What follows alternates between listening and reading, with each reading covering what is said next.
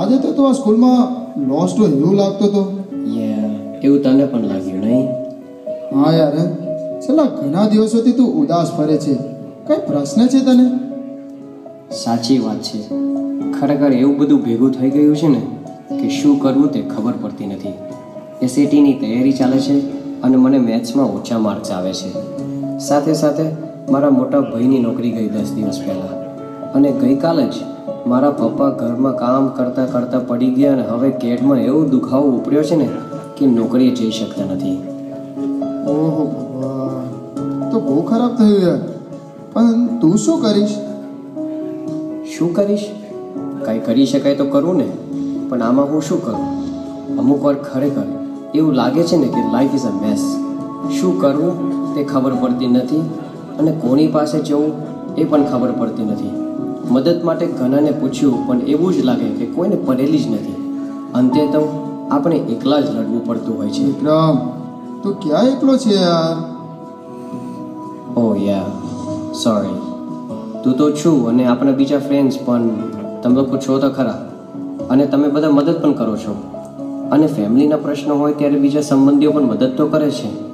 પણ એવું લાગે છે ને કે જ્યારે એક પ્રશ્ન હલ થાય ને ત્યારે બીજો ઊભો જ હોય છે આપણી સામે.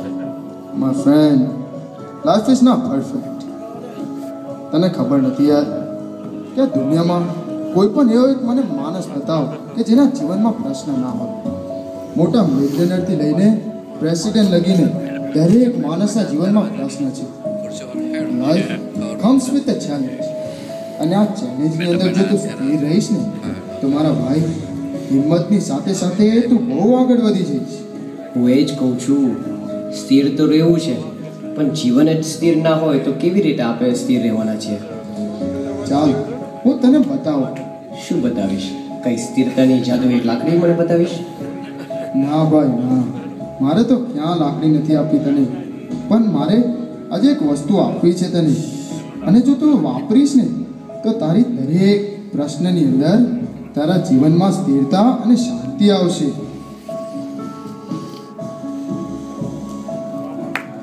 અરે યાર, આ તો ભગવાનની મૂર્તિ છે. હા બસ, આ ભગવાનની મૂર્તિ પાસે જ તને લાવ્યો છું.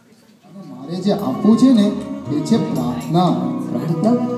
પ્રાર્થના આવે ત્યાં ઓકે સારું, પણ એમાં શું આપણે મળવાનું છે? કેમ ના મળે?